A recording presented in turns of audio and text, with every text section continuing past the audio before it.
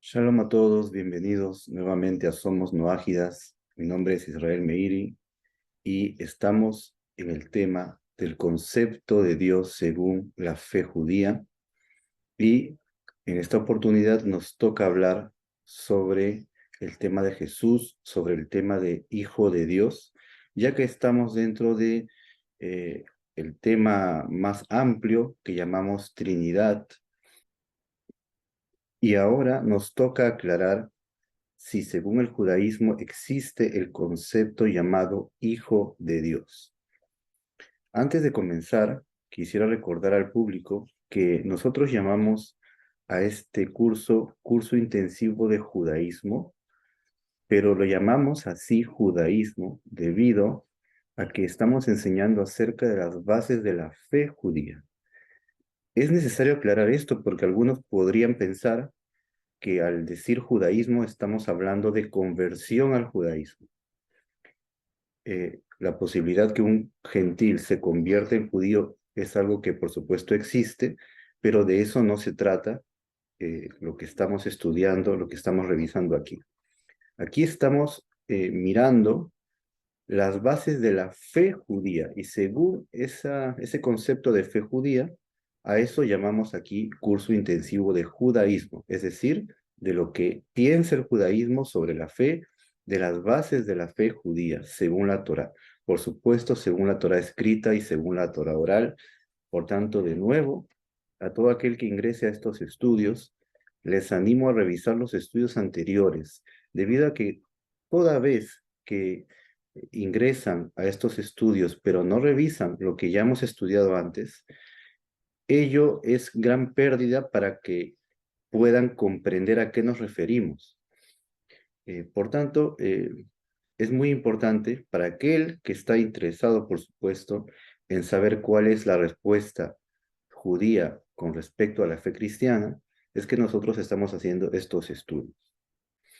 Bien, vamos a comenzar entonces. El estudio de hoy se va a centrar en el concepto de Hijo de Dios, si es que existe ese concepto en la doctrina judía. Entonces vamos a comenzar diciendo de nuevo, como lo hicimos la vez anterior, que la doctrina de la Trinidad proviene del Nuevo Testamento y nosotros en la fe judía no creemos en el Nuevo Testamento y por tanto no creemos en la doctrina de la Trinidad como tal. Y también dentro de ese concepto trinitario está el concepto de Hijo de Dios, tal como ellos entienden que significa Hijo de Dios, es decir, segunda persona de Trinidad, llamado Dios Hijo, es decir, un ser divino, como ellos lo explican en sus bases de la Trinidad. Ese concepto tal cual que exista allá arriba, junto con Dios, otro ser que también sea Dios y sea llamado Hijo, ese concepto no existe en la doctrina judía. No hay tal cosa como ello, por la siguiente razón, que para nosotros, como dijimos, y lo veremos en estudios posteriores con mayor amplitud, el creador del mundo es solamente uno y no hay nadie semejante a él. Y no hay otras personas que hayan surgido de él y que sean igual a él. Todo eso lo veremos con mayor calma más adelante. Sin embargo, sabemos que el Nuevo Testamento sí enseña sobre el concepto de que exista un Dios Hijo. Y eso está prácticamente casi en todo el Nuevo Testamento con respecto a la persona y a la figura de Jesús. Entonces ya en el Nuevo Testamento hay infinidad de pasajes que afirman que Jesús es denominado Hijo de Dios y también tiene carácter divino. Debemos recordar que según la doctrina cristiana, aparentemente el segundo ser de estas personas de la Trinidad, el segundo, se encarna. Y cuando viene a ser un ser humano, se autolimita. Y Jesús, ahora como ser humano, en este concepto trinitario, posee algunas limitaciones. Sin embargo, cuando revisamos este tema con las personas que enseñan sobre la Trinidad, Hay un concepto muy interesante que ellos afirman con respecto a Jesús, incluso después de haberse encarnado. Ellos dicen que Jesús, cuando se hizo hombre, no dejó de ser Dios. Entonces, aparentemente Jesús mantiene su estatus divino después de haberse encarnado. Esa es la creencia cristiana.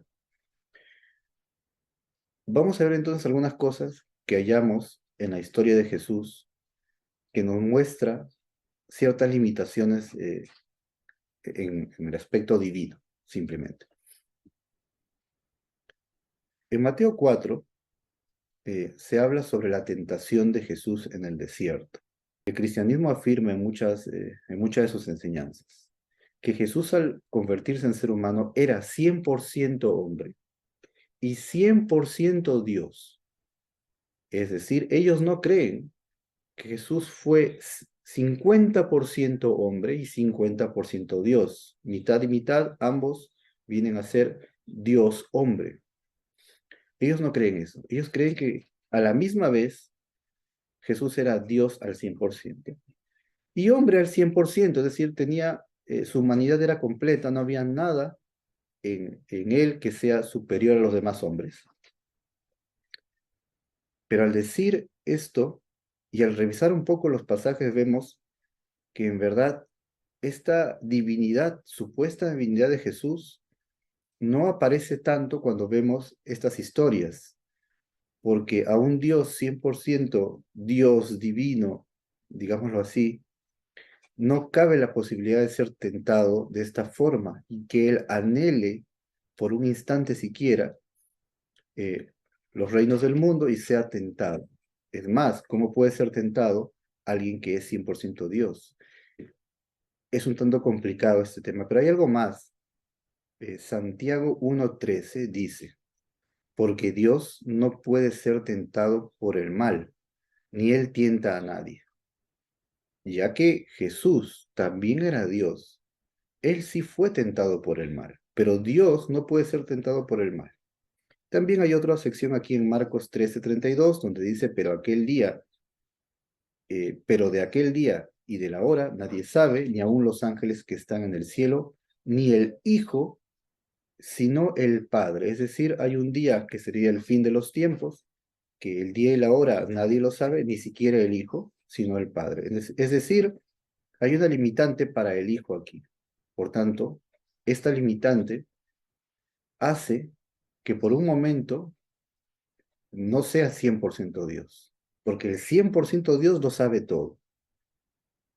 Debemos recordar que al leer el credo trinitario, leímos que la Iglesia Católica está en contra de todo aquel que diga que este Hijo de Dios es susceptible de cambio, que pueda modificar y cambiar su esencia o ser limitado. Vemos que aquí sí hay cambio. Aquí no se cumple lo que establecieron en la doctrina trinitaria. Otra cosa más que sí es conveniente revisar, y es que el Nuevo Testamento afirma sobre el concepto Hijo de Dios, incluso antes que se encarnara, aparentemente, como dice el famoso pasaje de Juan 1, que en el principio era el verbo, y ese verbo para Juan o para los estudiosos del Nuevo Testamento, este verbo vendría a ser la segunda persona de la Trinidad, que es llamado verbo. Entonces, sí hay pasajes, no muchos, en el Nuevo Testamento, que hablan un poco cómo habría sido este ser antes de encarnarse. Veamos un poco de esto. Colosenses 1:15 dice así, Él es la imagen del Dios invisible, el primogénito de toda creación. Aquí también se afirma sobre Jesús que Él sería el primogénito de toda creación. Y esta frase tal cual la vemos así, nos dice que Jesús habría tenido principio, según Pablo. Al llamarle el primogénito de toda creación, le está llamando el primero de toda la creación y por ende le está llamando también un ser creado. De todas formas, aquí se terminaría el concepto de eternidad en la segunda persona de la Trinidad, porque según los pasajes del Nuevo Testamento, este Hijo de Dios, segunda persona de la Trinidad, tendría en el tiempo un principio de cuándo fue engendrado, pero al fin y al cabo un principio, es decir, hubo un tiempo en que no había sido el primogénito. De pronto vino a ser el primogénito y de pronto después vino la creación. Veamos un poco Hebreos 1, dice así, desde el versículo 1. Dios, habiendo hablado muchas veces y de muchas maneras en otro tiempo a los padres por los profetas, en estos postreros días nos ha hablado por el Hijo, a quien constituyó heredero de todo. Aquel que recibe una herencia es porque antes no la tenía. Dios sería el dueño de todo, y él hereda a su hijo, pero este hijo no era dueño, sino que recibe las cosas por herencia en este concepto. Por tanto, aquí, ¿dónde hallamos la eternidad del Hijo de Dios? El versículo 4 dice, hecho tanto superior a los ángeles. ¿Qué significa hecho tanto superior a los ángeles? Está diciendo que Jesús fue hecho y que a la hora de crear a los ángeles, Dios lo hizo a Jesús superior a los ángeles que él creó. ¿Por qué comparar a Jesús con los ángeles en Hebreos si Jesús en el concepto cristiano es Dios mismo, pero como segunda persona, pero al fin y al cabo Dios en ese concepto? Dice el versículo 4, hecho tanto superior a los ángeles, cuanto heredó más excelente nombre que ellos. Entonces tendríamos que sorprendernos y bastante que se hable así de alguien que es considerado Dios, como dice el credo trinitario, Dios verdadero, de Dios verdadero. ¿Cómo se puede decir de esta segunda persona de la Trinidad que también es Dios y que también el cristianismo afirma que es eterno como Dios? ¿Cómo se puede a él comparar a los ángeles y decir que él fue hecho superior a los ángeles y heredó más excelente nombre que ellos? ¿Cuál es entonces la alabanza que se le da supuestamente a este Hijo de Dios que se considera también Dios? Seguimos leyendo el versículo 5.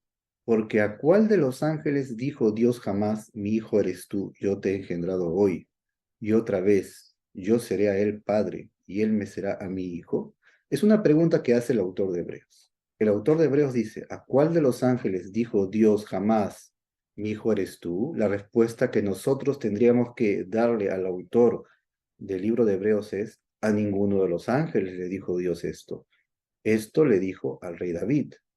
¿A cuál de los ángeles Dios dijo que sería por padre y él por hijo? O, de nuevo, tendríamos que responder, a ninguno de los ángeles. En realidad se lo dijo al rey David hablando de su hijo Salomón. Vamos a seguir leyendo el versículo 6. Dice, y otra vez, así dice el autor de Hebreos, y otra vez, cuando introduce al primogénito en el mundo, dice, adórenle todos los ángeles de Dios. Cuando ustedes ven esto escrito en las Biblias eh, que más ustedes conozcan, esta sección que dice adórenle todos los ángeles de Dios está aparte, está colocado como una escritura que proviene de una de las secciones del Antiguo Testamento, como las anteriores. Cuando dice mi hijo eres tú, está colocado aparte. Cuando dice yo seré a él por padre, también está colocado aparte como un texto tomado del Antiguo Testamento. Aquí en este versículo de Hebreos, esta sección que dice adórenle todos los ángeles de Dios está colocado debajo como si fuera un versículo del Antiguo Testamento. Sin embargo, tal versículo no existe en todo el Antiguo Testamento. No existe tal afirmación que diga adórenle todos los ángeles de Dios. Ahora, lo que dice el autor de Hebreos en el versículo 6 que estamos leyendo, dice, y otra vez, cuando introduce al primogénito en el mundo. Aquí vemos de nuevo que se coloca a Jesús como un ser que antes no estaba en el mundo. Y ahora Dios introduce al primogénito en el mundo. Por tanto, según este concepto, Jesús, como Hijo de Dios, también tiene un principio. No habría una eternidad en Jesús o en el Hijo de Dios en el concepto cristiano, según los pasajes del Nuevo Testamento. Y el autor de Hebreos continúa con este pasaje de los Salmos, y él trae aquí lo siguiente, el versículo 9. Has amado la justicia y aborrecido la maldad, por lo cual te ungió Dios, el Dios tuyo, con óleo de alegría más que a tus compañeros. Este versículo en los Salmos se entiende perfectamente, pero el autor de Hebreos, al traer aquí este versículo, nos causa, para aquel que desea meditar en esto con calma, causa una enorme confusión y preguntas. ¿Cómo es que Dios se refiere al Hijo, que sería el Hijo de Dios, también divino? ¿Y cómo es que dice, has amado la justicia y aborrecido la maldad? Es decir, ¿cuál es la novedad? Que digamos que Dios ha amado la justicia y que Dios aborreció la maldad. Es obvio, por lo cual te ungió Dios. Por eso que hiciste de haber amado la justicia y aborrecido la maldad, por eso, en recompensa a eso, te ungió Dios, con óleo de alegría más que a tus compañeros. ¿Cuáles compañeros? Es decir, el Hijo de Dios tendría otros compañeros. ¿Quiénes serían en este concepto del autor de Hebreos? ¿Serían los ángeles sus compañeros? ¿O se refiere a los seres humanos? Si Jesús en la tierra era el Hijo de Dios y un ser divino, los demás, todos los demás, sus discípulos, sus seguidores y todo el mundo a su alrededor, no pueden ser denominados sus compañeros porque no podemos hacer, no podemos decir que Dios tenga compañeros que sean semejantes a Él. Y una de las cosas más importantes es recordarles lo que dice el credo trinitario. Y a los que dicen que hubo un tiempo en que no existió el Hijo, acabamos de ver en Hebreos, que es prácticamente lo que Él ha dicho. Yo te engendré hoy, indica hoy, es decir, hubo un ayer, cuando introdujo al primogénito al mundo, dice Hebreos. Por tanto, hubo un día en que lo introdujo al mundo, pero antes hubo un tiempo que no. Sigue diciendo el credo trinitario que ya leímos. Dice así, pretendiendo que el Hijo de Dios es creado y sujeto de cambio y de alteración. Entonces ellos afirman que no es creado, que es engendrado, pero dice sujeto de cambio y alteración. Aquí afirman que el Hijo de Dios no es sujeto de cambio y alteración. Sin embargo, todos los pasajes del Nuevo Testamento afirman que por supuesto que fue sujeto a cambio y alteración. Desde el momento en que es encarnado, sufre un cambio. Y también desde el momento en que es encarnado, el Padre es mayor que yo, el día y la hora nadie lo sabe más que el Padre, ni siquiera el Hijo. Ahora, Dios, como dice Santiago, no puede ser tentado, pero Jesús, hombre, sí puede ser tentado. Aquí vemos cambio y alteración, pero debemos comenzar diciendo que, en verdad, en el concepto judío no existe Hijo de Dios como tal. Es decir, Dios es solamente uno, y dentro de él no hay personas, como lo afirma la creencia trinitaria. Por tanto, tampoco hay un ser llamado Hijo de Dios. En el concepto judío eso no existe. Veamos primero Deuteronomio 32-39. Dice así, Reu ata, vean ahora, y anihu, que yo soy aquel, se refiere el Todopoderoso, el Eterno. Veen Elohim y Madi, y no hay dioses conmigo. Ninguno denominado Dios está conmigo. soy yo el único y no hay dioses conmigo. También eso lo dice el profeta Isaías 45:5. Isaías 45:5 dice, Ani Hashem, yo soy el Eterno, Ve'en Ot, y no hay más. Zulati en Elohim, aparte de mí no hay Elohim, no hay otro que se considere divino, no hay un ser divino, no hay Dios aparte de mí. Sin embargo, la traducción Reina Valera dice, yo soy Hashem y ninguno más hay, no hay Dios fuera de mí. Eso dice la traducción. Y al traducir no hay Dios fuera de mí, están dando lugar al concepto trinitario. Es decir, estaría aquí afirmando Dios, diciendo, no hay Dios fuera de mí, pero dentro de mí, en mi interior, sí habrían otras personas. Es lo que da a entender esta traducción. No hay Dios fuera de mí, pero dentro de mí habrían tres personas, Hasbe Shalom, es lo que diría la creencia trinitaria. Pero la traducción está equivocada. No dice en hebreo, no hay Dios fuera de mí, porque la palabra fuera en hebreo sería mihutzli, que sería literalmente fuera de mí. La palabra en hebreo es zulati, zulat. Zulat en hebreo es otro. No tiene que ver con interior y exterior.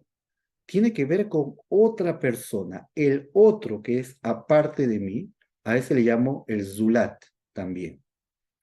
Por tanto, al decir Zulati, aparte de mí, en Elohim no hay Dios. Pero nos tocaría explicar entonces sobre este versículo de Salmos 2, que lo trajo el autor de Hebreos. En Salmos 2 dice, mi hijo eres tú, yo te he engendrado hoy. Esto trae una gran pregunta para los creyentes en la fe cristiana. De nuevo, puntualizamos que al decir hoy, está dando un tiempo. Hoy te engendré. Ayer o antes de ayer o mucho antes. No, hoy te engendré. Hay un día. ¿Pero por qué? Se refiere así en los salmos. Nosotros ahora vamos a ir al original a ver qué nos dice y a qué se refiere. Primero, antes de entender el Salmo 2, veamos el simple contexto. Lama Rageshu Goim. ¿Por qué se alborotan las naciones? Uleumi y Yegurik. Y los pueblos meditan vanidad. Y Tiatzibu Malhei Eretz. Se ponen en pie los reyes de la tierra. Verrozenim nos duyahat. Y los dignatarios se juntan al Hashem contra el Eterno, ve al Meshijo, y contra su ungido, contra su Mesías. Y aquí el Salmo habla de este futuro Mesías. El futuro Mesías está anunciado en los profetas. Y aquí simplemente vemos el contexto, que el Mesías viene y las naciones se reúnen para conspirar contra el Eterno y contra su ungido que es el Mesías. Versículo 3 dice, en Ateka et Moserotemo, rompamos sus ligaduras. Esas ligaduras son las leyes. Venashlija mimenu avotemo. Y echemos de nosotros sus cordones. Todo esto hace referencia a esas leyes. ¿Cuáles leyes? Las leyes de la Torá, las leyes divinas que las naciones del mundo no han observado, sino que han vivido todo el tiempo bajo sus propios senderos. El versículo 4 dice, Yoshev Vashamayim Ishak. El que se sienta o el que habita en los cielos se reirá. Adonai il Aglamo. Mi amo, mi Señor, el Todopoderoso, se burlará de ellos. Entonces les hablará en su ira a estos reyes que no quieren someterse al Mesías. Y en su furor los va a conturbar. Y sigue diciendo el versículo 6, Vani Nasachti Malki. yo, refiriéndose al Creador, he ungido a mi rey, al Zion Har Kodeshi, sobre Sion, el monte de mi santidad. Es decir, el Eterno, como que le está diciendo a las naciones y a los reyes, no se rebelen, porque soy yo quien ha nombrado a mi rey en Sion, el monte de mi santidad, y ya que ustedes se quieran rebelar, el Eterno les hablará en su enojo. El versículo 7 sigue diciendo, Asaperá el Joc, yo voy a contar el decreto. Se refiere al rey David. El rey David está escribiendo esto, con inspiración divina, por supuesto. El rey David dice, contaré el decreto, asaperá el joco. ¿Cuál es el decreto? ¿Qué quiere decir el rey David? Tiene que ser algo relacionado con todo lo anterior. Y en todo lo anterior vemos que viene el Mesías y las naciones se quieren rebelar contra su autoridad. Entonces viene David y dice, contaré el decreto. Hashem, el Eterno, Amar Elai, me dijo, vení ata, tú eres mi hijo. Ani, yo, Hayom, hoy, y en las dija, te he dado a luz. Hoy te hice nacer, sería una traducción mucho más exacta. Ese es el decreto. Ustedes, reyes y gobernantes del mundo, deben saber que hay un decreto divino. El Eterno, el Todopoderoso, me dijo a mí, David, refiriéndose a David, tú eres mi hijo. ¿Acaso David, él deseaba decir que él fuera hijo de Dios en el concepto trinitario como si él fuera algo divino? Ahora, si decimos que esto lo dice el propio Mesías, también, ¿por qué menciona este decreto en estos momentos en que las naciones se quieren rebelar contra el reinado del Mesías? Viene entonces el Mesías y le dice a las naciones, el Eterno me dijo, tú eres mi hijo, yo te he hecho nacer hoy. Y sabemos que tanto David como el Mesías, al pronunciar este decreto, no lo hacían o no lo hicieron ni lo harán, en este caso no lo hizo David y no lo hará el Mesías, el mismo día que nacieron físicamente, sino se refiere a otro tipo de nacimiento, se refiere al nacimiento del reinado, se refiere al momento en que el Eterno le dice a David, o también le dice al Mesías, porque se refiere a ambos, ya que de David viene el Mesías. Pero concentrémonos que el Eterno se lo dice solo al Mesías. Le dice, tú eres mi hijo y yo te he dado a luz o te he hecho nacer hoy. Al decir hoy, se refiere al nacimiento del reinado como tal. Y debido a que ese es el decreto es que tú vas a ser rey. Eso es lo que el Eterno me ha dicho a mí y eso es lo que yo les estoy contando a ustedes, como dice el versículo 7, Asaperá el Joc, les contaré el decreto. Sigue diciendo el versículo 8, Sheal Mimeni, pide de mí, es decir, Dios le sigue hablando al Mesías, pide de mí, Betenagoim Nahalateja, y te daré las naciones como una heredad, como tu heredad. Bajuzateja, y como tu posesión, Afsei Arretz, los confines de la tierra. Sigue diciendo el versículo 9, Terroem Beshevet Barzel, los vas a pulverizar con una vara de hierro, Ichli Yotzer Tenapetzem, como un recipiente de alfarería, los vas a desmenuzar. Beata, y ahora, es lo que está diciendo el Mesías, Beata Melahim Askilu, ahora reyes, sean inteligentes. Es decir, este es un mensaje del Mesías a los reyes que no quieren someterse a su reinado. Y Vaserú Shofete Yaretz. Tomen corrección, jueces de la tierra. Ibdu et Hashem ve'ir'a. Sirvan al Eterno con temor. Es decir, ya que él pronunció su decreto y me hizo a mí rey, entonces ustedes obedezcan y sírvanle con temor. Begilo birreada. Alégrense, pero también con estremecimiento del juicio y el decreto divino. Nashkuvar, dice el versículo 12, que significa anelat, pureza. Nashkuvar. El versículo 12 fue traducido, como todos ustedes lo saben, con la frase honrad al Hijo. Y en realidad esa no es la traducción correcta de este salmo. Segunda de Samuel 7:14. En este capítulo el Eterno está manifestando una profecía al rey David. Él le anuncia su futuro, el futuro de sus hijos y de su reinado. Y está hablando que el rey David tendrá un hijo que será su sucesor. Y dice aquí el versículo 14. Ani eyelo le hago. Yo seré para él por padre. Veu y Eli le ven. Y él será para mí por hijo. ¿A quién se refiere el Eterno aquí? Se refiere al rey Salomón. ¿Por qué? Porque en el versículo anterior, el versículo 13, dice, U ivne bait lishmi. Él, ese hijo, construirá casa a mi nombre. Y obviamente es el rey Salomón.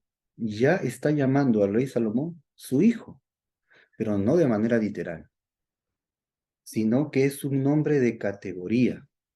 Él que será el rey del pueblo de Israel es tomado por mí como si fuera mi hijo, ya que él va a conducir a mi pueblo.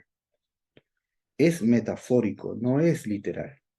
Mucho más que no es literal porque sigue diciendo aquí el versículo 14, después que dice yo seré padre y él será mi hijo.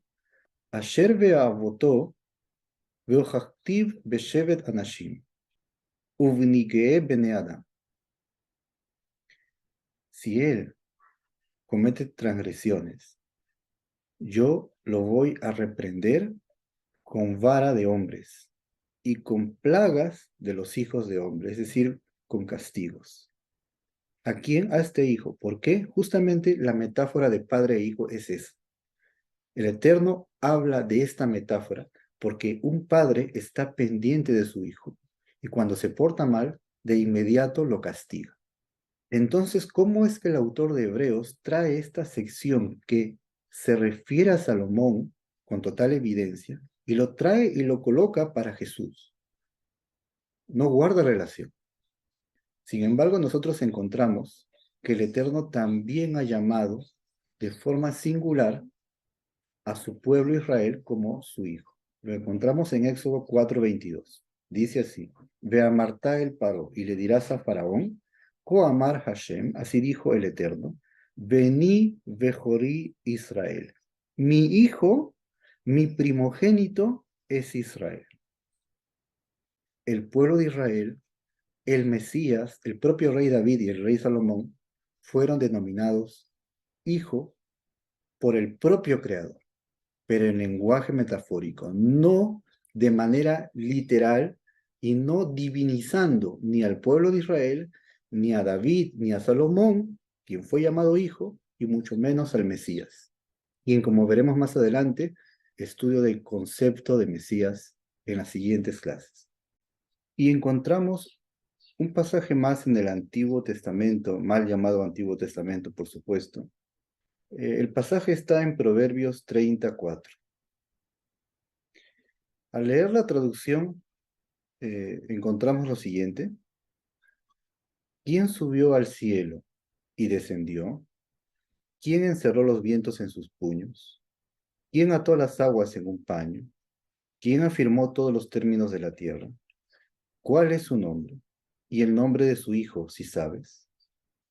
Cuando leemos este pasaje, este versículo, de inmediato lo que viene a la mente del lector es que está leyendo acerca de Dios y al final nos dice cuál es su nombre y el nombre de su hijo, si sabes. Es decir, la interpretación que le da el lector es la siguiente. ¿Quién subió al cielo y descendió? Tiene que ser Dios. ¿Quién encerró los vientos en sus puños? Tiene que ser Dios. ¿Quién más podría encerrar los vientos en sus puños? Por decirlo de alguna manera. ¿Quién ató las aguas en un paño? ¿Quién podría atar todas las aguas del mundo en un paño? Solamente Dios. ¿Quién afirmó todos los términos de la tierra? Mucho más. Solo Dios. Todos los términos de la tierra. ¿Quién pudo afirmarlos? Y al final dice, ¿cuál es su nombre? Se está refiriendo a Dios. Y el nombre de su hijo, si sabes, entonces es para el lector, para él, el lector cristiano, que ya tiene este concepto de hijo de Dios en su mente. Para él es claro que se refiere de todo el pasaje a Dios y que afirma que Dios mismo tendría un hijo. ¿Cuál es el nombre de él y de su hijo? Si sabes. Veamos de manera muy simple, incluso la traducción solamente. ¿Quién subió al cielo y descendió? Sería la primera pregunta. En realidad, preguntemos nosotros por un momento, sin las ideas preconcebidas. Cuando nos referimos a Dios, podemos preguntarnos que Dios subió al cielo y descendió. Es decir, Dios no está ya en el cielo. Dios tendría que subir al cielo. Por otro lado, ¿no? Según el concepto cristiano, que afirma que como si fuera una parte de Dios, se hizo hombre y descendió para hacerse hombre, la segunda persona de la Trinidad, según ese concepto solamente que maneja el cristianismo, ¿no sería entonces aquí más claro decir, la pregunta sería diferente, sería, ¿quién descendió del cielo y luego subió al cielo? Ese sería para el cristianismo un poco más cercano a lo que se predica, que una parte de Dios se hizo hombre y bajó del cielo a la tierra y luego regresó cuando ascendió a los cielos. Pero aquí, en sí, básicamente, según la misma visión cristiana, aquí habla de Dios, no de Jesús, sino del Padre, porque luego al final dice cuál es su nombre y el nombre de su Hijo. Siendo así, ¿qué podríamos nosotros pensar sobre esta pregunta si se refiere a Dios, en el concepto cristiano, al Dios el Padre, por ejemplo? ¿Acaso Él se encontraba en la tierra y subió al cielo y después de haber subido descendió? Por supuesto que nosotros, dentro de la transmisión oral judía, hay una explicación de este pasaje, porque no solamente es este versículo, sino el contexto de todo el capítulo 30, por lo menos el inicio, que vamos a revisar. En primer lugar, tenemos que decir que el libro de Proverbios se llama así porque el rey Salomón ingresó en este libro, por medio de la inspiración divina, por supuesto, ingresó metáforas, proverbios. En hebreo el libro se llama Mishlei. Mishlei se puede traducir un poco más exacto como metáforas, ejemplos, como en hebreo se dice lemashal, por ejemplo. Es decir, una alegoría, que dicha alegoría o metáfora me trae un mensaje. Yo entiendo un mensaje de la alegoría, un mensaje de la metáfora. Eso es una alegoría. Y eso, la escritura eh, lo trae en abundantes lugares, pero mucho más en el libro de Mishlei, Proverbios. Debido a que la pregunta inicial de este versículo es un tanto eh, complicado de explicarlo para Dios, porque Dios no es que se encontraba en la tierra y tuvo que ascender al cielo y después descender. Más bien, eso se referiría a un ser humano. Por ejemplo, sabemos en la historia que Elías ascendió al cielo. Incluso Enoc también se lo llevó Dios. La transmisión oral nos cuenta que ascendió. Sin embargo, no descendieron, tanto Enoc como Elías no descendieron. Entonces, en realidad, lo que la transmisión oral enseña sobre todo este pasaje es que este versículo habla en metáforas. No nos está describiendo a Dios, sino que nos está describiendo otro asunto. Pero antes de ver el asunto, tenemos que ver el contexto. Vamos a ir desde el versículo 1, capítulo 30, versículo 1. Divrei Agur bin Yaque, Amasa. Palabras de Agur, hijo de Yaque, y al final dice la carga profética. Es, por supuesto, una revelación divina a través de Agur ben Yaque. ¿Quién es Agur ben Yaque? Y luego sigue diciendo Neum Ageber, declara el varón. Leitiel, a Itiel. Leitiel Beujal, a Itiel, y es traducido en las Biblias como Ucal. ¿Cuál es la interpretación de esta primera parte de todos estos nombres que trae el rey Salomón? No lo podremos saber intentando descifrarlo. Nosotros entendemos que la escritura fue, como dijimos anteriormente, entregada como un cofre cerrado, cuya llave es la transmisión oral. La transmisión oral es la que nos dice que estos nombres, el rey Salomón los colocó como metáforas sobre su propia persona en una etapa de su vida en la cual él se equivocó.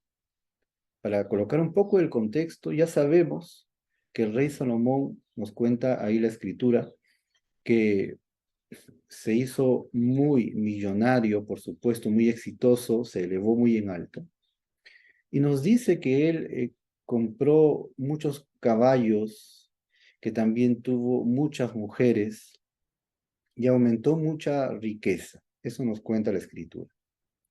Sin embargo, al recordar lo que dice Deuteronomio sobre las leyes del rey de Israel, dice en Deuteronomio que el rey no puede aumentar caballos, no puede aumentar esposas y no puede aumentar oro y plata para sí, para que no se enaltezca su corazón, para que no se desvíe su corazón, como allí dice la escritura en la Torá en Deuteronomio. Eso es conocido también.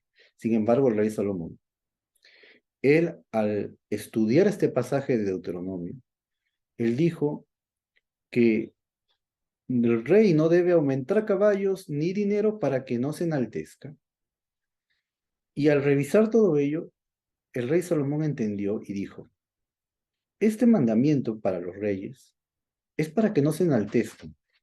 Es decir, para un rey que puede ser débil y se podría enaltecer si aumenta mucho dinero. Pero yo, dijo el rey Salomón, yo en mi interior me conozco y sé que no me voy a enorgullecer. Sé que mi corazón no se va a desviar. Yo estoy seguro de ello. Entonces yo interpreto y yo entiendo, dijo el rey Salomón, que solo está prohibido que el rey aumente oro y plata si se puede llegar a enorgullecer. Pero si el rey está seguro que no se va a enorgullecer, entonces eso me indica a mí que podría el rey tener mucho más dinero, caballos, esposas, todo ello lo puede tener el rey sabiendo que no se va a desviar su corazón. Y mi corazón no se desviará, es lo que dijo el rey Salomón. Entonces, él comenzó a aumentar oro, caballos, esposas, y nos cuenta la escritura que al final esto fue un pecado delante del Creador y su corazón se desvió, hubo problemas que no es ahora el momento de detallar todo ello, pero las cosas no salieron bien porque él eh, no se ajustó a las palabras de la Torá exactas, tal cual lo enseñó Moshe, sino que por su propia interpretación, por su propia deducción, es que él llega a fallar. Por tanto, él envuelve en metáforas estas palabras y dice, Divrei Agur Vein Yaque, o Bin Yaque. Estas son las palabras de Agur. Agur es una palabra que indica a alguien que reúne cosas. Bin Yaque significa hijo de aquel, hijo de Yaque. Yaque proviene de la palabra que expulsa algo. Es decir, el rey Salomón era un hombre sabio que reunía todas las sabidurías para sí en su interior y luego las comunicaba al pueblo. Él era un disertador. Por eso también es llamado Eclesiastés en su libro, que significa Coelet, que significa el que congrega a los demás. Y él sigue diciendo, declara el varón a Itiel.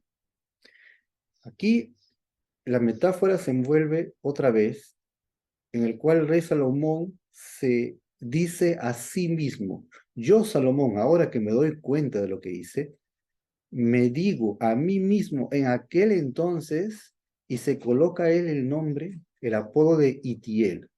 Itiel significa Iti, él. Son dos palabras, Iti, él, pero aquí es colocado junta. Itiel significa conmigo está Dios, es decir, él pensó que él podía entender las palabras de la Torá como lo hemos explicado, que él puede aumentar lo que está prohibido aumentar. Y conmigo está Dios que me protege. Él confió en sí mismo, por eso dijo Leitiel para Itiel, Beujal. Ujal significa yo, que viene de la raíz de poder. Yo voy a poder sobreponerme a esta prueba porque Dios está conmigo. Entonces, ya desde que inicia el capítulo, el rey Salomón está orientando a dónde va su disertación. Continúa diciendo el versículo 2, Kivar Anoji Meish. Yo soy como un bar en vez de un varón normal. Bar es una persona ignorante, pero no solo ignorante porque ignore algún tipo de ciencia, sino que incluso está más abajo en calidad de persona, es decir, casi como alguien que no tiene ningún tipo de entendimiento. Él se reprende a sí mismo y dice, yo que me creía muy sabio, en realidad me he vuelto más que un tonto, y sigue diciendo aquí, velo vinat adamli, y no tengo entendimiento de ser humano.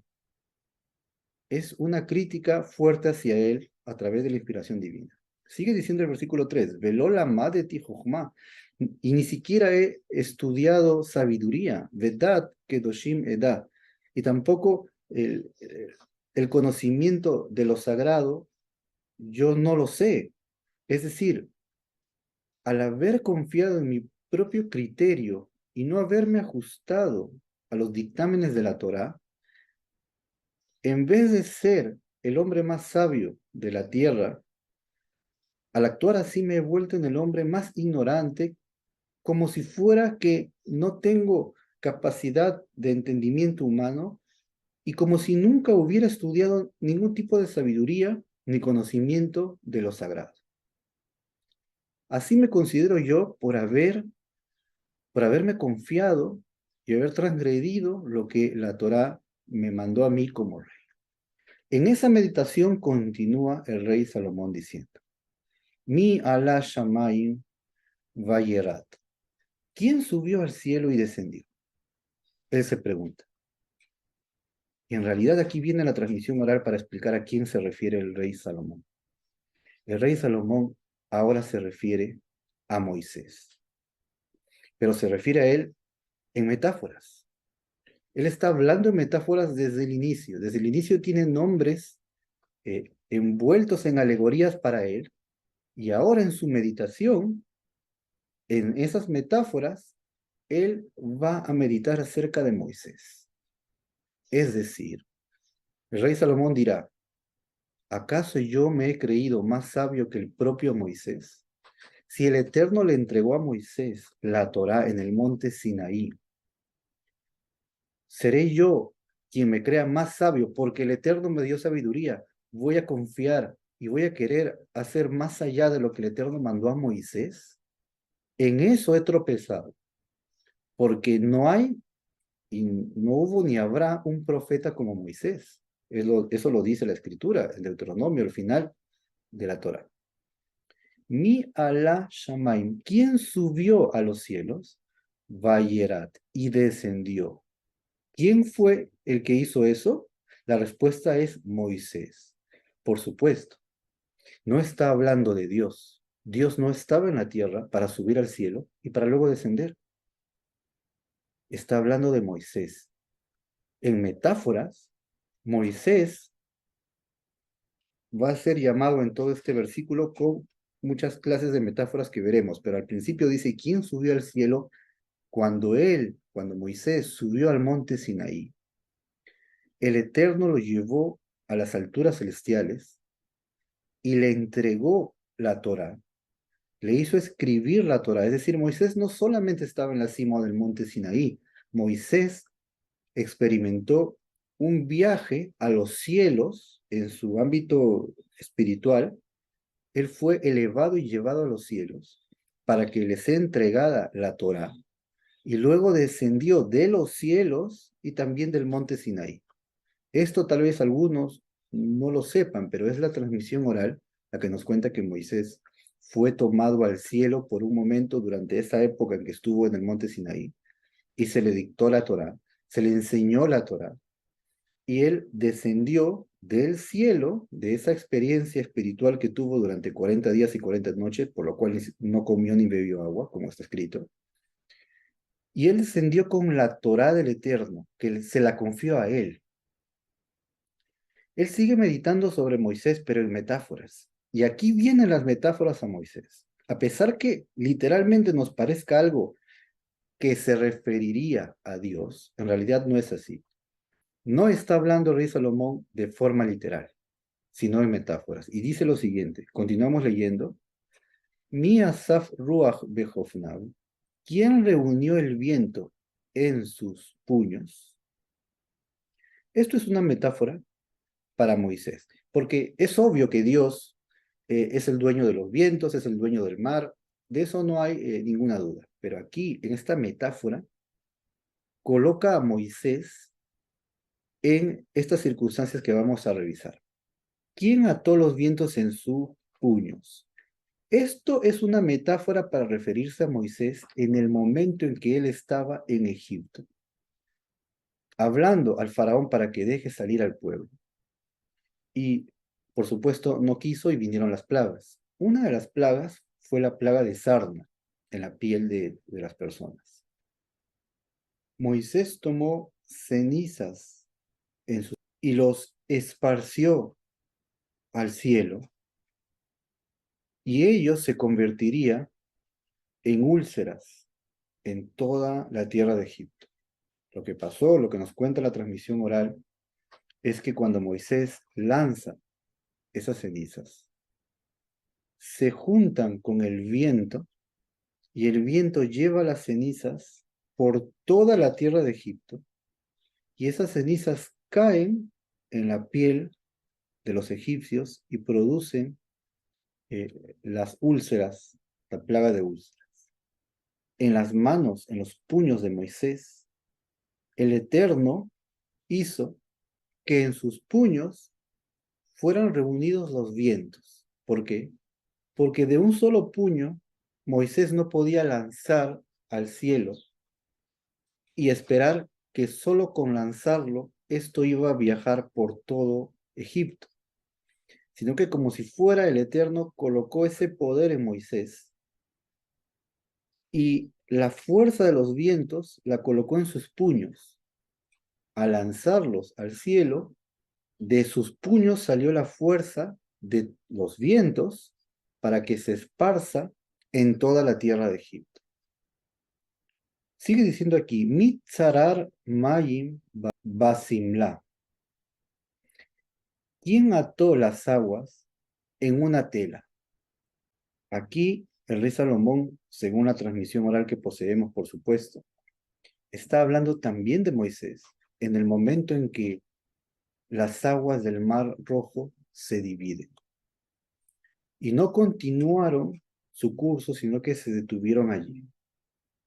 En ese momento, como si fuera, por el mérito de Moisés también, las aguas quedaron atadas en su lugar, sin descender, porque eran como muros a derecha e izquierda.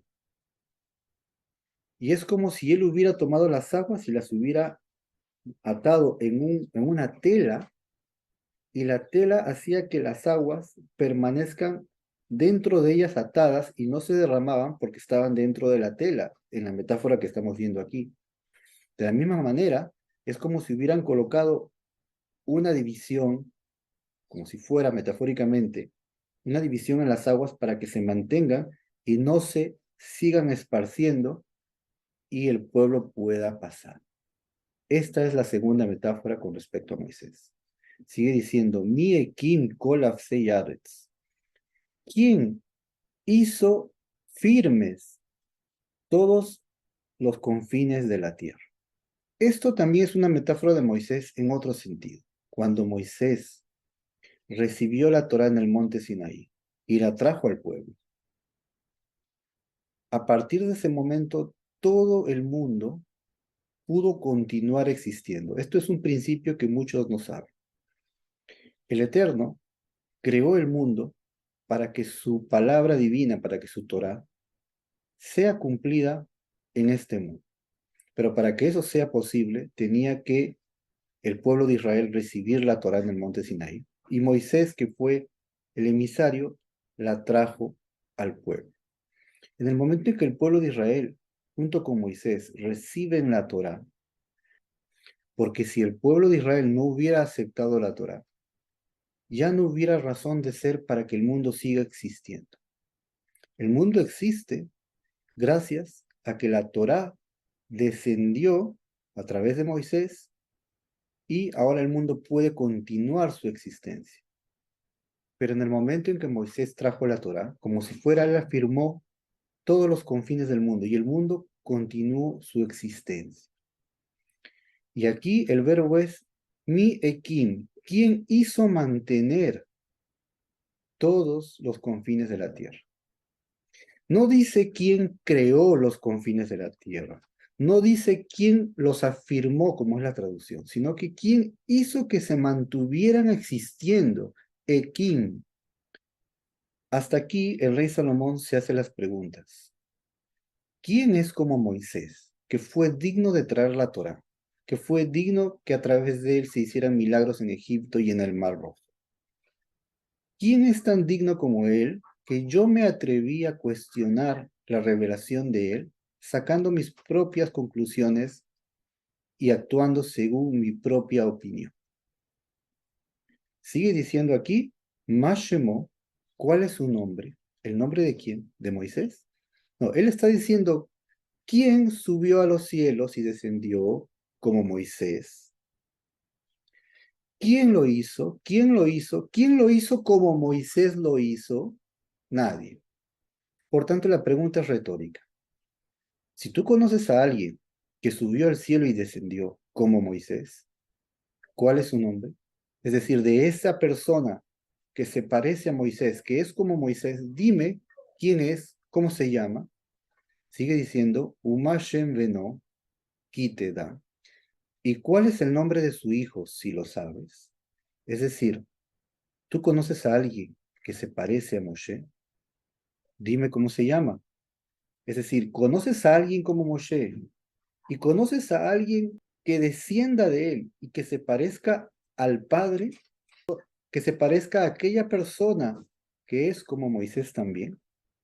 En realidad, estas últimas preguntas, ¿cuál es su nombre y el nombre de su hijo si sabes? Son preguntas retóricas, como para decirnos, en realidad no existe. En realidad no existe alguien como Moisés, porque la Torah dijo, no se levantó otro profeta en Israel como Moisés. Siendo así, la pregunta que viene a ser retórica es como para decirnos en realidad no existe él y tampoco conocemos a su descendencia, no conocemos ni a él ni a su hijo. ¿Cuál es su nombre y el nombre de su hijo si sabes? Es decir, si es posible saber. Y la continuación de este versículo 4, vamos a leer a continuación el versículo 5. Kol imrat Eloha Seufa. Todos los dichos de Dios son puros.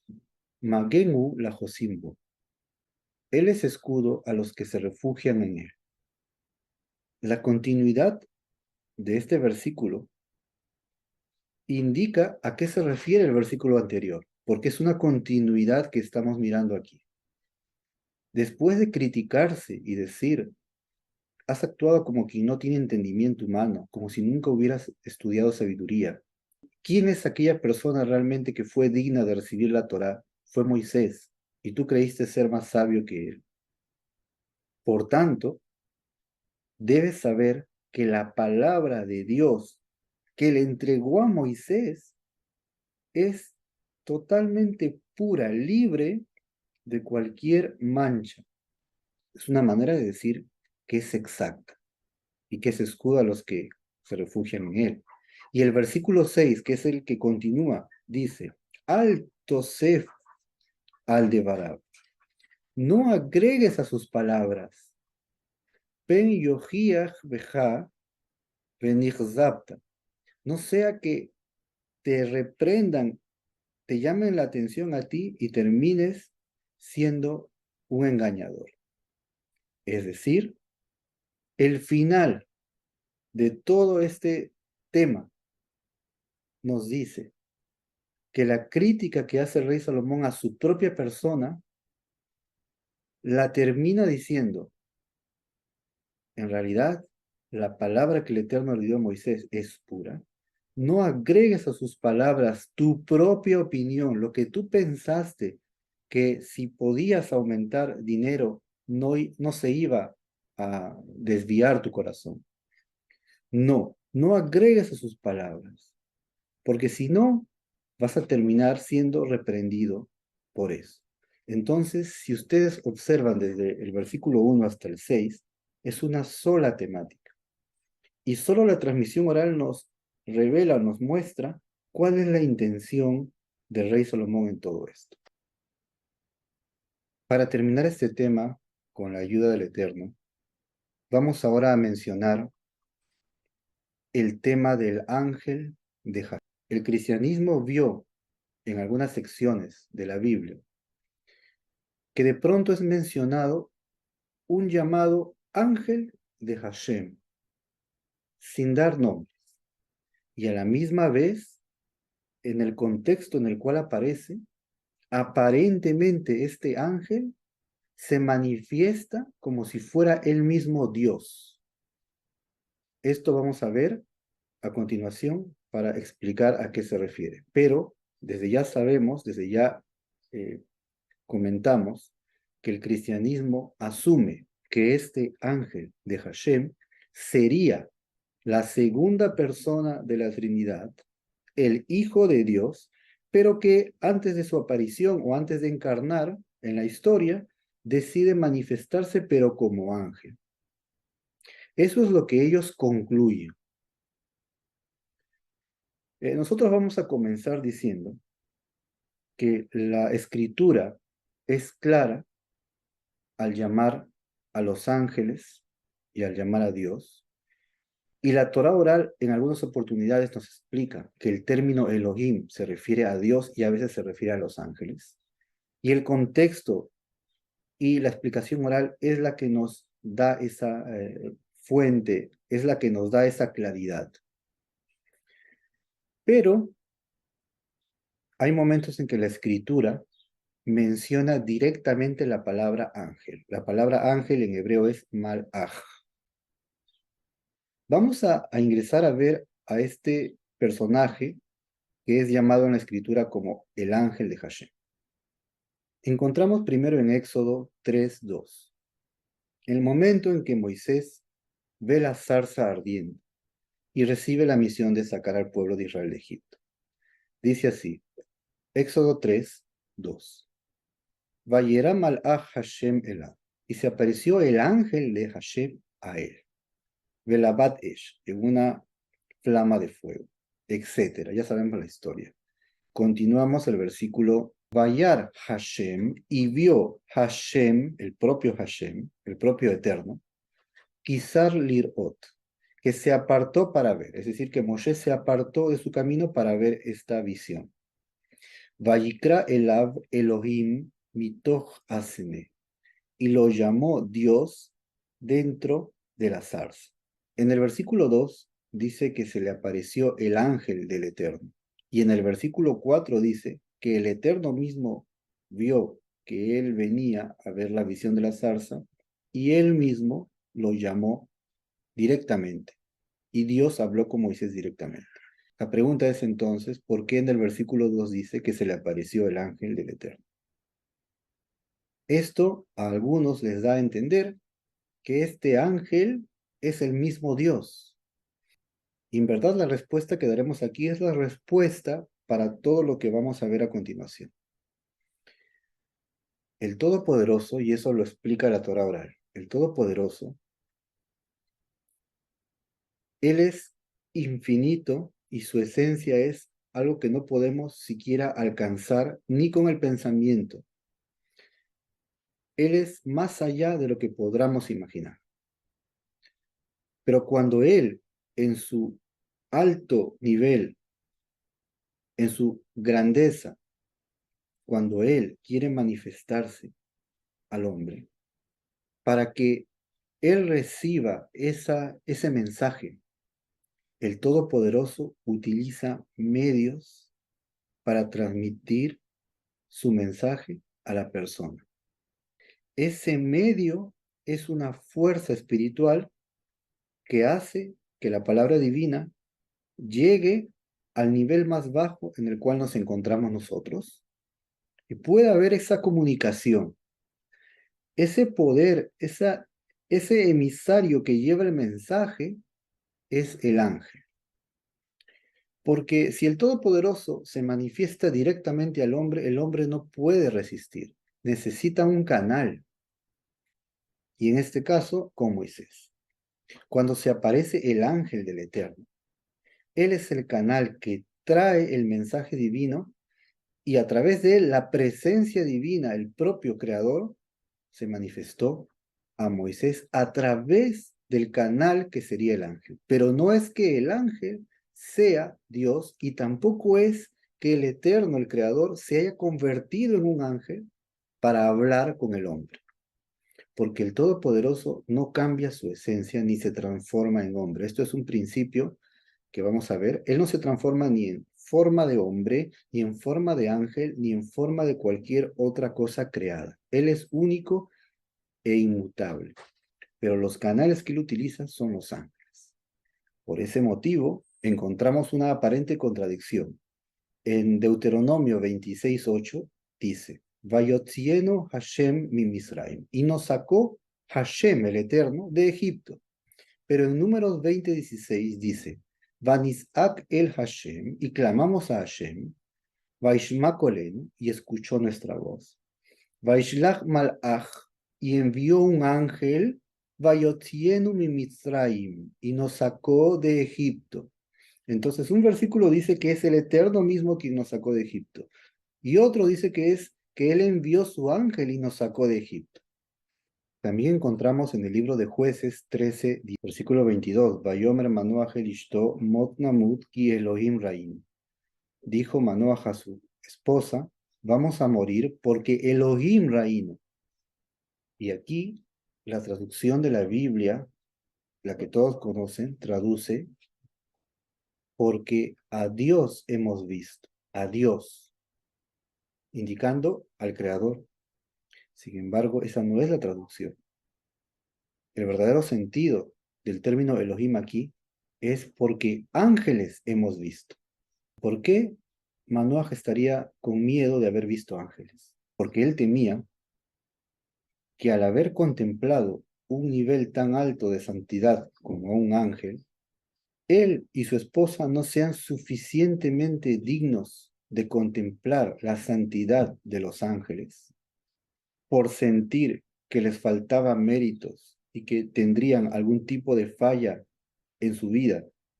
Entonces, el rigor celestial podría provocar que ellos reciban castigo al observar sin la debida santidad, al observar a un ángel cuyo nivel es alto en santidad. Y él tenía ese temor. Por eso dijo, moriremos porque hemos visto ángeles. Esa es la traducción correcta. Porque todo el tiempo el pasaje habla de ángel, no habla de Dios. Habla del ángel del Eterno que trae un mensaje de Dios.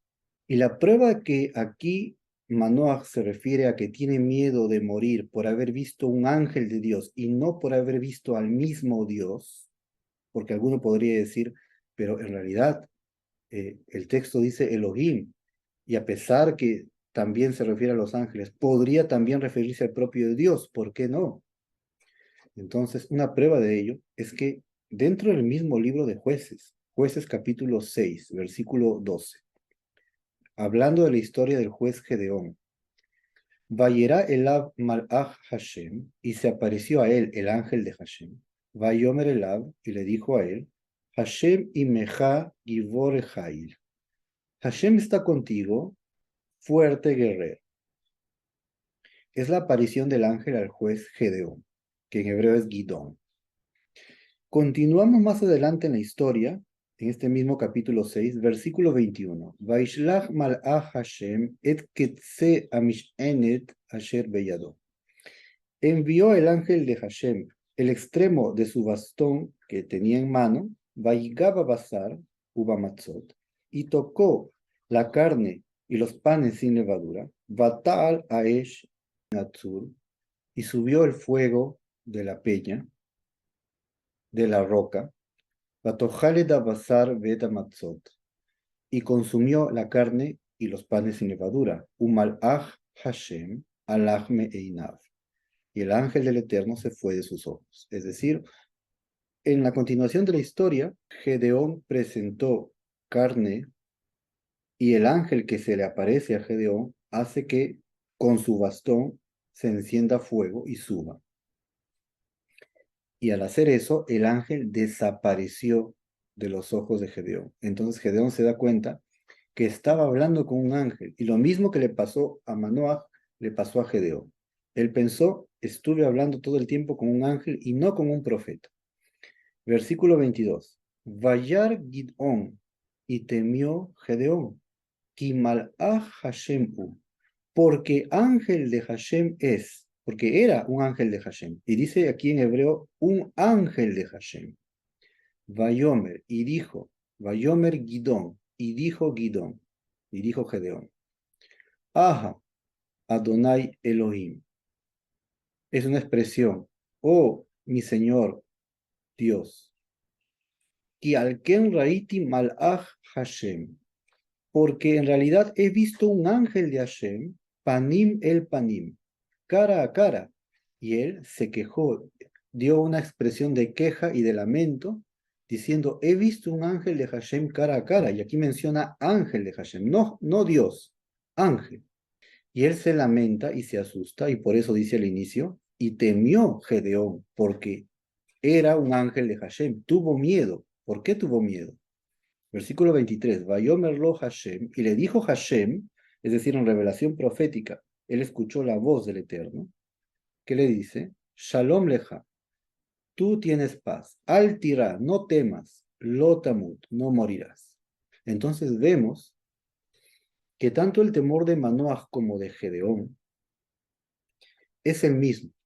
Temieron haber visto la santidad de un ángel y que ellos no sean suficientemente limpios para ver una santidad tan fuerte, para ver una santidad tan elevada, y que al no ser dignos sean castigados por el rigor celestial. Pero hay otro pasaje muy controversial, y es la historia de Jacob y su pelea con el ángel. Allí también el cristianismo se apoya para decir que el propio Jesús, como si fuera, se le reveló a Jacob y peleó con él. ¿Por qué? Porque el propio Jacob dijo al final, he visto a Dios cara a cara y fue librada mi alma. Así está la traducción. Sin embargo, nosotros debemos recordar lo que el propio Creador bendito le dijo a Moisés. Moisés le dijo, muéstrame tu gloria. Y él le dijo, no puede hombre verme y vivir. No me pueden ver y vivir. Entonces, ¿cómo es que aquí Jacob dice, vi a Dios cara a cara? Entonces, lo que dice aquí en Génesis 32-31 dice, Vayikra Jacob Shem Amakom Peniel. Y llamó Jacob el nombre del lugar Peniel. Kiraiti Elohim Panim el Panim. Porque he visto Elohim cara a cara. Patinatzel Nafshi. Y se libró mi alma. Aquí la explicación correcta es, porque he visto un ángel cara a cara y se libró mi alma. ¿Por qué es llamado este ángel Elohim, incluso en plural? Y además, ¿por qué este ángel pelea con Jacob? Dentro del contexto de la historia, Jacob iba a encontrarse con su hermano Esaú y tenía temor que Esaú venga y ataque por el rencor que le tenía, lo ataque a él y a toda su familia. En el momento en que él estaba pronto a encontrarse con su hermano, elevó una plegaria al Todopoderoso. En ese momento nos cuenta la Torá que él se quedó solo y luchó con un varón toda la noche hasta el amanecer. Y ese varón era realmente un ángel. En realidad un ser humano puede luchar físicamente con un ángel. Si los cristianos dicen que este ángel era Dios, la segunda persona de la Trinidad, convertido en ángel y manifestado en ángel, y peleó con Jacob, ¿cómo es que un ser humano le gana a la segunda persona de la Trinidad? Sí, en el concepto de ellos, por supuesto. ¿Alguien puede luchar contra Dios? Es más, ¿alguien puede luchar contra un ángel siquiera? Definitivamente que no. La respuesta es que cuando él pide al Eterno ayuda contra su hermano Esaú, el ángel del hermano de Jacob, el ángel de Esaú, ya que Esaú también tenía un ángel que en el cielo lo defendía, como ya lo vimos anteriormente, en los cielos hay un tribunal celestial. El ángel de Esaú vino a luchar contra Jacob, pero este ángel tiene fuerzas sobrehumanas. Obviamente, si viene a luchar contra Jacob, vencerá a Jacob porque Jacob aquí es un ser humano. La respuesta es que esa lucha no era básicamente física, era una lucha en el ámbito espiritual y la lucha era entre Jacob y el ángel de su hermano, porque su hermano reclamaba, él me robó mi primogenitura, las bendiciones, y esta lucha venía con ese objetivo. Y Jacob venció. Por eso dice Jacob, porque vi Elohim, vi un ángel cara a cara, me enfrenté con un ángel cara a cara, y a pesar de eso, fue librada mi alma. El Eterno me libró de este ángel. Y debido a que él en su vida luchó contra los hombres, contra Labán, y con los ángeles, que es el ángel de Saúl, y has luchado contra los hombres y contra los ángeles, y pudiste.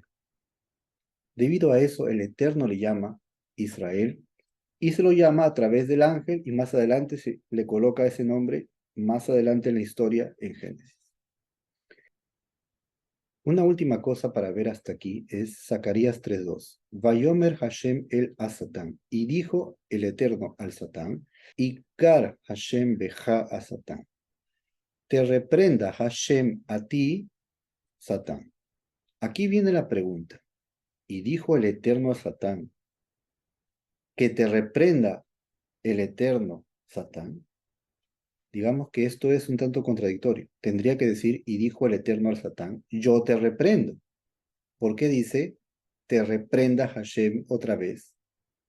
Entonces aquí mucha gente se pregunta que hay dos, entre comillas, dos dioses. Acabamos de ver en Isaías que no hay Dios aparte de él. Es claro, él es uno y único y no hay otro aparte de él, no hay otro además de él, no hay dioses conmigo. tenemos un principio. El enviado de la persona es considerada como la misma persona. Esto es un principio en la cultura hebrea, un principio en la Torá oral.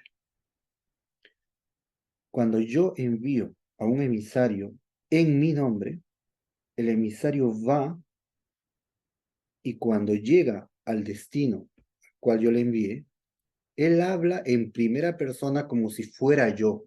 Y él es considerado como si fuera yo en ese momento para todo aquello que yo lo envío. En este caso, los ángeles son emisarios, son mensajeros. Por eso llevan el nombre de Malaj, mensajero. Y ellos, cuando vienen a transmitir un mensaje del Eterno, ellos hablan también en primera persona, como si fuera, entre comillas, que está hablando el propio Dios, pero es el ángel quien está transmitiendo el mensaje de Dios, y por eso el ángel dice, yo soy Hashem, harás esto, harás aquello, da el mensaje que el Eterno puso en él para dar. En todas las veces que los ángeles hablaron en primera persona, era porque estaban trayendo el mensaje divino. En resumen, todos estos conceptos de hijo de Dios no forman parte de la fe judía ni de la transmisión oral judía. Hemos traído las pruebas delante de ustedes que invito a revisar con atención para entender y descubrir que en las bases de la Torá el Eterno es uno y único y no hay, según nuestro estudio de hoy, no hay un concepto de hijo de Dios porque no hay otro ser que salió de él y que es igual a él y por lo tanto son dos, padre e hijo. No existe tal concepto porque no hay dioses conmigo, como dijo el Eterno en Deuteronomio, y porque no hay otro Dios, otro que se denomine divino aparte de él, que sea como él, que sea semejante a él. El Todopoderoso es uno y único, y todo lo demás a su alrededor, ángeles, universo, el planeta, todo lo existente, todo viene a ser su creación y él solo, bendito sea, es uno y único.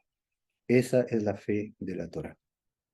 Hasta aquí llegamos hoy. De nuevo, los invito a suscribirse a quienes no lo han hecho, a activar la campana de notificaciones para que sepan cuándo viene el siguiente estudio, a revisar con calma los estudios anteriores, que es muy importante, y a compartir con aquel que sinceramente esté interesado en saber cuáles son los fundamentos de la fe judía. Hasta aquí llegamos hoy. Muchas verajot a todos. Shalom, shalom.